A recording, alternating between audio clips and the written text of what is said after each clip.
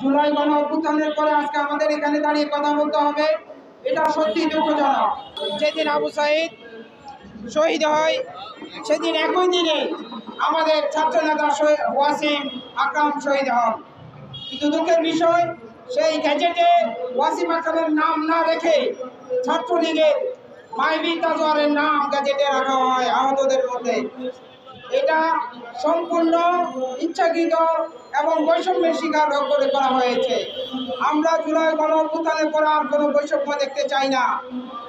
আমরা সংস্কৃতি উপদেষ্টা ফারুকী সাহেবকে বলতে চাই, আপনি এবং আপনার পরিবার গত ফ্যাসিস্টের সুবিধাভোগী, তো আপনি সাবধান হয়ে যান।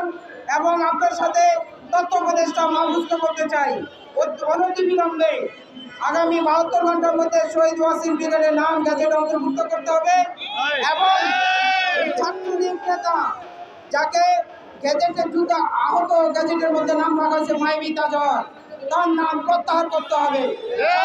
সবাইকে ধন্যবাদ। আসসালামু আলাইকুম।